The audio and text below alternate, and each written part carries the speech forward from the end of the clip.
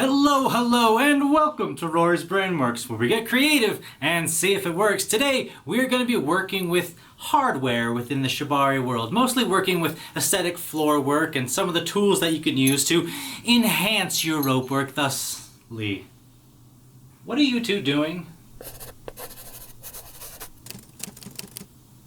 Well, just be careful. I know you two are prone to being clumsy. Oh yes, that's very mature. Anywho, moving on. Now, is utilizing this kind of hardware necessary? No, not at all. You can do plenty of great work without it. Is it fun? Yes, absolutely. There's a lot to talk about. Speaking of which, let's talk about safe, sane, and consensual safety. Be sure to have some safety shears with you at all times. You can always get a new rope, can't get a new life. And consensual. Me, Marie, and Crochet, Rory are all consenting adults. Communication is key. Now, before we take a deep dive into some hardware tutorials, we must first thank my sponsor, Knothead Nylon. But instead of doing the normal thing, I got a care package from him. So let's just open that up. Yeah. Wow.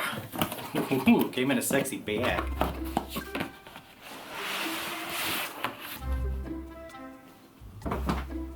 Oh, I like what's going on here.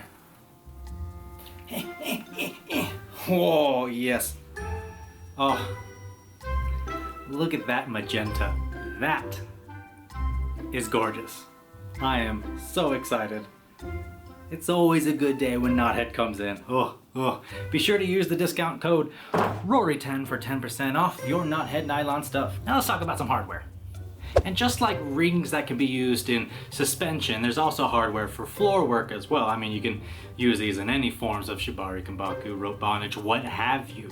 They're nifty little tools to help you create in a different style, a different way. It really makes you take the knowledge you have learned from different ties that, let's say, someone like me has shown you or taught you. Lets you use some of those techniques, but also creates an entirely different style of technique as well. They help push the boundaries of the art, and I love them. Now, you can get these from normal shibari outlets online, anywhere you can get rope or accessories. You can also get hardware like this as well, but if you want an easier and more local experience, you can go over to your local hardware store. So let me show you that.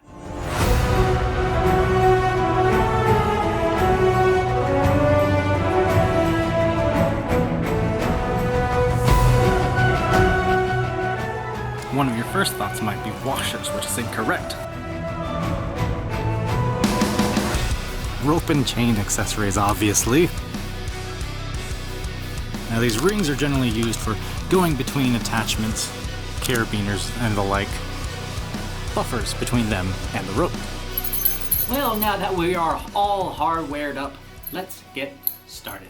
So I've got the hardware and the bite of my rope right here, and I want the hardware to sit nicely about right there. And with the bite of my rope, I want the bite of my rope to be going this way. So I'm going to enter above and go beneath, so that this rope is going to hang over the back, while the bite of the rope is going to wrap around towards the back. Now, you want to have enough of the bite to where it rests comfortably on the middle of the back, and the ring is hanging about right here. The ring will not stay on its own right now, obviously. One of the things you need to keep in mind with a lot of hardware is counter pressure. Where is the counter pressure? So obviously we need this side in order to keep the ring up and stable. Let's move around to the back. Now, for the time being, the ring is going to do its own thing. If you have a model that is alive, you can then have them hold the ring in place. For the time being, mine's going to be all sorts of AWOL. So I've gone through the bite. I'm going to create some counter pressure by going this way, back again. It's not going to create a lot of counter pressure, but when we come back over this shoulder, we're going to then cement it in place. So we're coming around from the other side, and as I'm sure you can notice, the top side went over and this bottom side went under. You want to pay attention to where your ropes are on the hardware. You don't want to be pushing the hardware too much into the body. So we'll just do this side in reverse.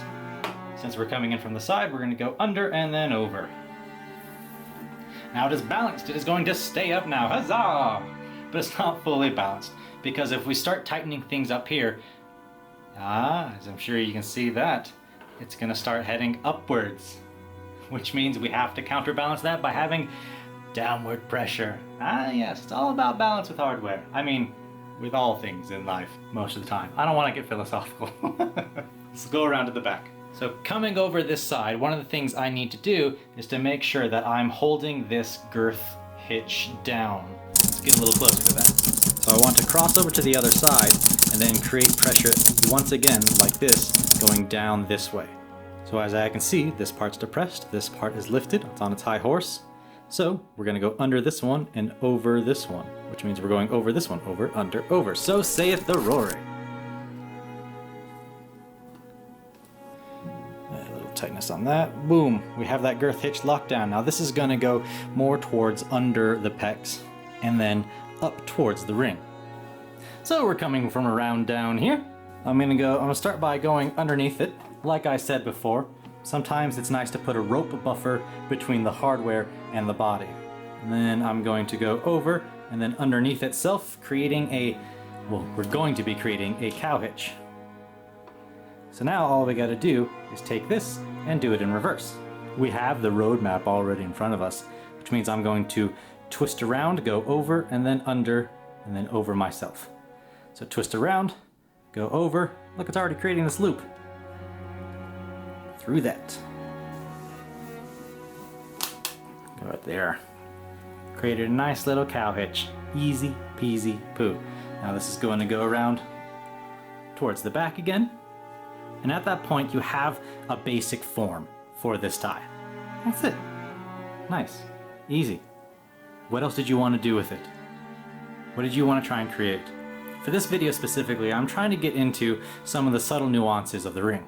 One of these points is counterbalance, where the ropes are holding it in place. Now they don't have to necessarily grasp it from different angles. You can actually have the rings be static and the ropes going through it, in and out of it, kind of like a crosshatch. I'll show that a little bit later. One of the other points I wanted to bring up, some of the other basics, is keeping a rope buffer between the ring and the body. The ring is suspended off the body, and the ropes are the points that are holding it in place. So what other things did you want to do with this? That's your homework rope. Did you want to go over these bands again?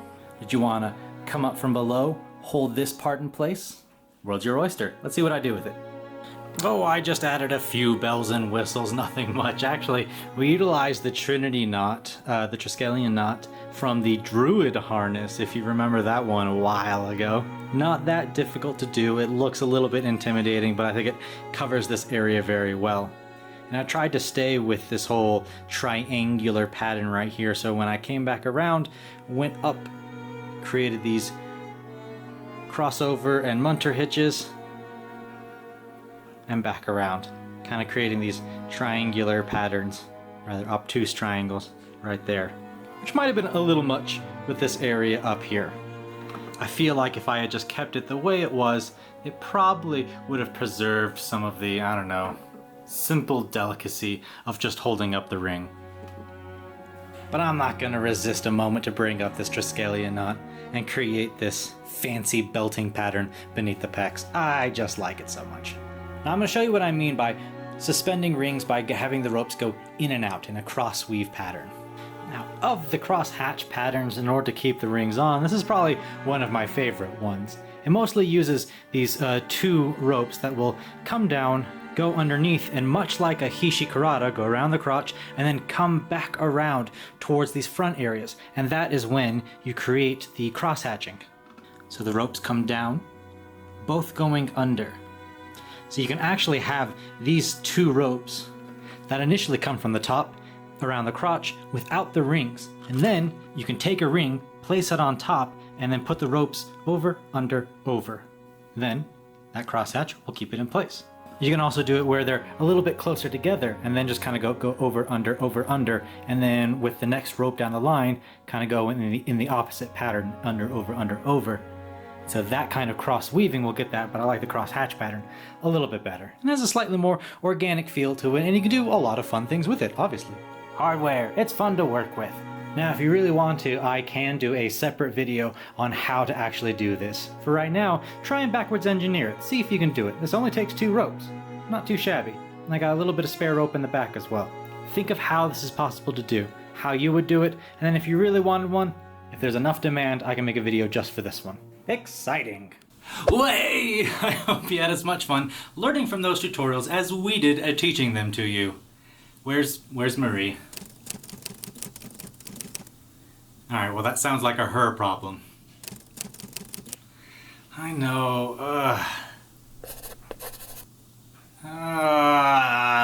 okay, I would be remiss if I did not bring up my other lovely sponsors for the day, the wonderful people over at Patreon. That's patreon.com/Rory's Brainworks, just like this YouTube channel. They are my rope vanguard, my colonizers of dreams. And without them, these ropey endeavors would be way harder to accomplish. Thank you for spending your time with me. Be sure to like this video, subscribe to this madness, and comment down below what kind of ropey things you would like us to teach you. As always, I'm Rory. This is our brain. I'm fairly certain it works. Be safe and go create some art.